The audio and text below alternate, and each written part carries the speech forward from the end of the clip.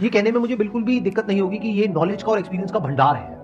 जिस लेवल से इन्होंने शुरू किया है और आज जिस लेवल पर ये है, स्क्रैच से शुरू किया कुछ साल पहले, 6 साल पहले आई थिंक, राइट? और आज ये जिस तरह का ये काम कर रहे हैं, जिस लेवल पे काम कर रहे हैं और लाखों करोड़ों लोगों की जिंदगी को इन्फ्लुएंस कर रहे हैं, वो अपने आप में बहुत बड़ी इंस्पिरेशन है। आप बताएंगे आपकी स्टोरी क्या है, मतलब आपकी शुरुआत कैसे हुई, कब हुई, ये बुक्स में आपका इंटरेस्ट कहां से आया और कैसे आया? बुक्स में इंटरेस्ट लाइक बचपन से पापा की वजह से आया। पापा ने पहली बुक मुझे लाकर दी थी, एक मैजिक ट्रिक्स की बुक थी।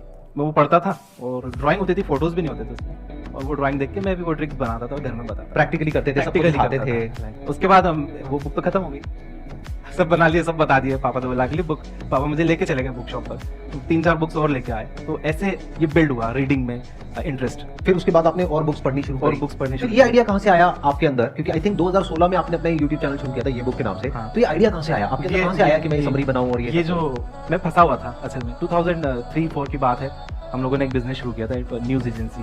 तो न्यूज़ देखिए, कुछ बिजनेस ऐसे होते हैं दुनिया में जो कभी बंद नहीं होते। न्यूज़ चैनल है, न्यूज़ एजेंसीज हैं, न्यूज़पेपर्स हैं, कभी भी बंद नहीं होते। 365 डेज इसमें काम होता है।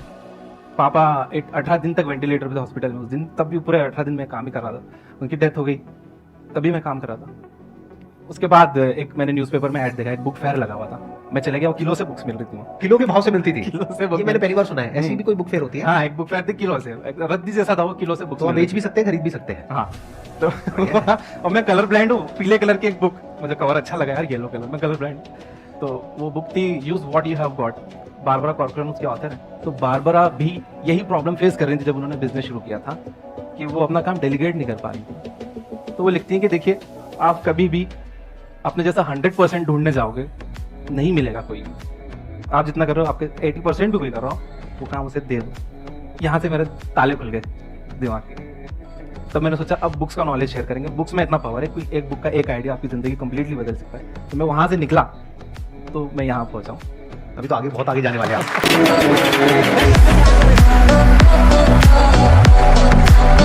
ये छोटी चीज नहीं है, ये पहली बार एक पब्लिक प्लेटफॉर्म पर आए हैं और यहाँ पर आकर के बोल रहे हैं। इसके लिए बहुत करेज चाहिए।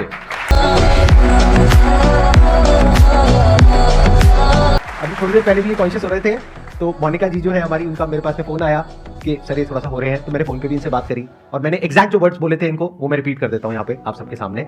आपका एक भाई है जिसके साथ में आप बैठ रहे हो और बात करने वाले हो। भूल जाओगे यहाँ पे कोई ऑडियंस है, और जो ऑडियंस है वो भी सब भाई बहने हैं। अगर आपको बहने बोलने में कोई दिक्कत ना हो, कोई दिक्कत नहीं। 5 साल पहले जब मुझे कोई जानता नहीं था, अभी भी कोई नहीं जानता। आप जानेंगे इस वीडियो के बाद में, आप सब जानेंगे।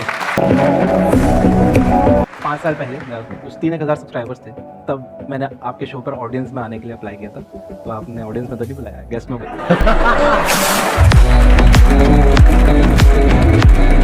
तो मुझे लगता है कि आने वाले कुछ महीनों में या सालों में इनमें से भी कई लोग आपके सामने बैठे होंगे। 100%। सच बताना, अंदर तक किसको लग रहा है कि आने वाले 5 साल बाद वो इंसान यहाँ पर बैठा होगा या बैठी होगी?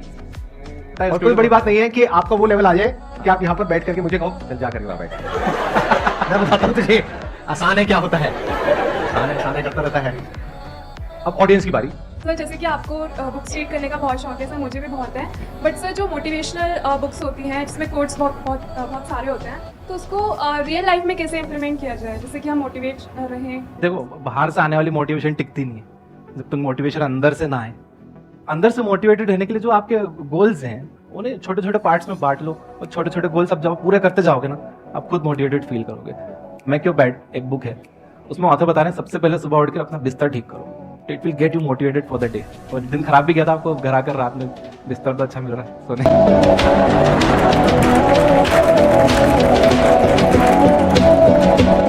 Thank you so much sir, most welcome. Invite करने के लिए। और मैं बहुत खुश हूँ, मुझे रात में नींद नहीं आई आपसे मिलने के लिए, मैं इतना एक्साइटेड था। सर मेरा क्वेश्चन आप दोनों से ही है कि सर्वाइवल तो सभी कर रहे हैं, बट एक बार जब सक्सेस मिल जाती है और सक्सेस की हाईएस्ट पीक पे पहुंचने के बाद डाउन टू अर्थ कैसे रहना है, उसका क्या सीक्रेट है?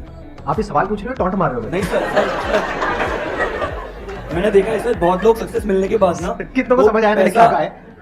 पैसा सर पे चढ़ जाता है लोगों के सक्सेस मिलने के बाद। हाँ, बिल्कुल सही कह रहे हो। तो सर आप बिल्कुल सही कह रहे हो मेरे बारे में। एक ना एक दिन तो सभी सक्सेसफुल हो ही जाएंगे अगर सर को फॉलो करेंगे, बट मैं ये जानना चाहता हूँ कि सक्सेस किसी भी फॉर्म में अगर मिलती है, तो उस पर्टिकुलर जो सक्सेस, जैसे किसी को नॉलेज बहुत हो जाए तो उसको नॉलेज का घमंड ना आ जाए, तो उसके लिए भी वो डाउन टू अर्थ कैसे है? आप एक काम करो ना, आपके हाथ में माइक है तो सीधे ही मार दो मार दो मुझे। सर आपके लिए नहीं है सर। घमंड नहीं दिखता है, गुस्सा दिखता है। और गुस्से के पीछे जरूरी नहीं है घमंड हो सकता है कोई वजह हो जो किसी को पता ना हो और दूर से दुनिया देख करके कह रही है उसमें बहुत घमंड आ गया है। जैसे कोई आदमी है वो किसी से बात नहीं करता अपनी कॉलोनी में, लोग क्या कह रहे हैं वो बहुत घमंडी है, उसको सक्सेस मिल गई है तो उसमें बहुत घमंड आ गया। अरे घमंड नहीं आया, वो इंट्रोवर्ट है, वो किसी से बात नहीं करता है। कोई इंसान है उसको कभी गुस्सा नहीं आता है, एक बार उसको गुस्सा आ गया तो पूरी दुनिया क्या कह रही है वो घमंडी है। गुस्से में और घमंड में बड़ा फर्क है। जैसे पहले के जमाने में आपने कहानियां सुनी होगी, ऋषि मुनि होते थे, अपनी तपस्या कर रहे हैं, शांति से बैठे हैं, अपना काम कर रहे हैं, कोई आया उनकी तपस्या भंग करके चला गया तो उन्होंने उसको श्राप दे दिया, तो उनको गुस्सा आया ना, तो क्या वो घमंडी है? बहुत थिन लाइन है जिसको हम समझ नहीं पाते। बहुत ही थिन लाइन है जिसको हम समझ नहीं पाते हैं, Yes. और उसको समझना बहुत ही कॉम्प्लिकेटेड है क्योंकि उसमें इतने सारे फैक्ट्स इन्वॉल्व हैं जिसमें से 99% फैक्ट्स तो सामने वाले को पता ही नहीं होते हैं। यानी आपके पड़ोसी के बारे में 99% बातें हैं जो आपको पता ही नहीं है और आप 1% के बेस पर उसको जज कर रहे हो। मतलब कि अपना ध्यान अपने काम पर रखो और दुनिया का जो काम है वो उन पे छोड़ दो। दुनिया का काम है आपके काम में कमियां निकालना, Correct. आपका काम है अपने काम को अच्छे से करना। Correct. तो आप अपना काम करो, दुनिया को उनका काम करने दो। और जैसे आपने बताया शुरू में कि अगर कोई ज़्यादा बात नहीं करता किसी से तो ज़रूरी नहीं घमंडी, वो इंट्रोवर्ट हो सकता है। मैं भी इंट्रोवर्ट हूँ और मुझे भी अभी रिसेंटली पता चला है कई लोग घमंडी बोलते हैं। ध्यान से समझना, यहाँ पे एक बहुत बड़ा पॉइंट है। जो लोग इनको घमंडी बोलते हैं और घमंडी समझते हैं, क्या मनी मन उनको इनके ऊपर गुस्सा नहीं आएगा, इनसे जेलसी नहीं होगी, उनको बदला लेने की भावना नहीं आएगी इनकी तरफ उनके मन में, जबकि इनके मन में उनके लिए कुछ भी नहीं कुछ भी है, नहीं है। बट उनके मन में आ चुकी है। अब उसका क्या इलाज है? ये दुनिया ऐसी ही है, तो दुनिया को दुनिया के हाल पे छोड़ दो।